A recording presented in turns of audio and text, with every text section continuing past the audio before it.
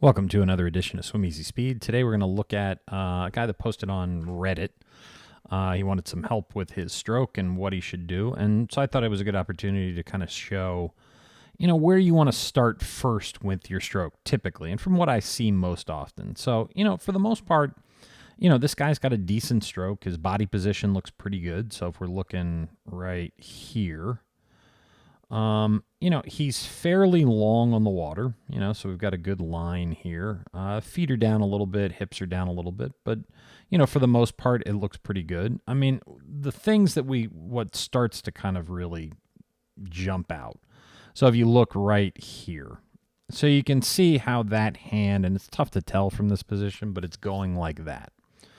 Another kind of sign is, when we're breathing here, the breath's a little late. That's why his basically deltoid's almost hitting him in the face when he's coming across.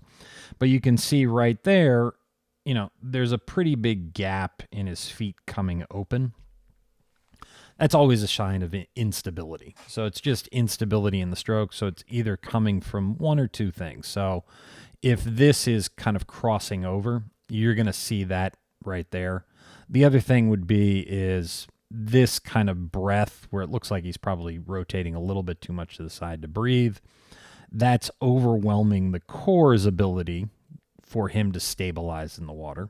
So then the feet come apart to kind of shock the core a little bit, get everything to engage a little bit more. So it's either his core is really not strong enough or engaged enough to handle this instability that he's putting into the stroke.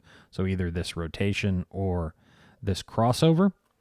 So the first thing that we'd want to do would be to get the core to engage more, and then you can see it on the opposite side too. So he breathes to the opposite side, and you can see then the feet come apart again.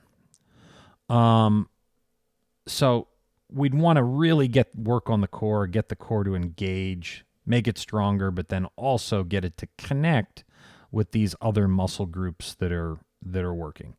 And so what we're really looking at is, and I'm going to show you a video of an athlete that had a crossover when I started to work with him.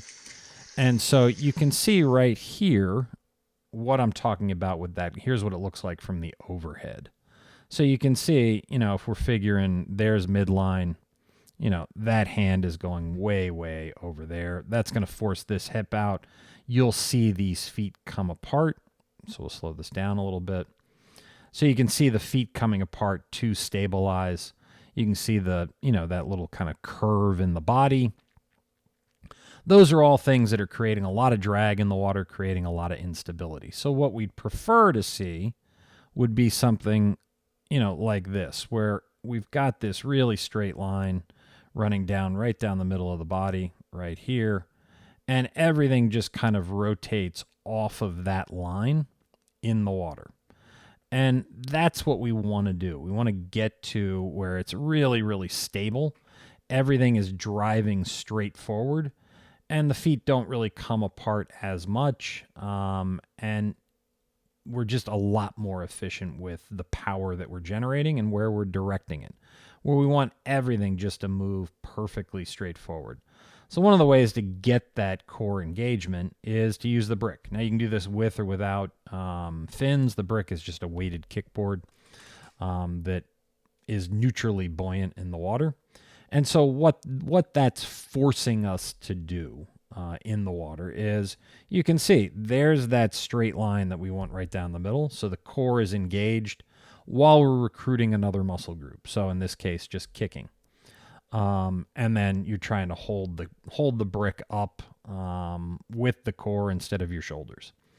So then what we do is that would lead us into this, where we do the position 11 drill with a pipe. You want to have fins on, really a lot of core engagement.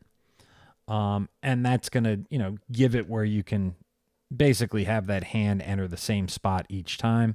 If you don't have a PVC pipe, you don't want to do that. You can just always use a kickboard. Kickboard's a little bit cumbersome. If you really want to do the drill well, it does help to have that stick that you make, that pipe that you make where it's, your hand can hit the same spot each time. So as always, thank you for tuning in. Please like, share, comment, subscribe. If you have any questions, let me know, and I hope to see you in the pool soon.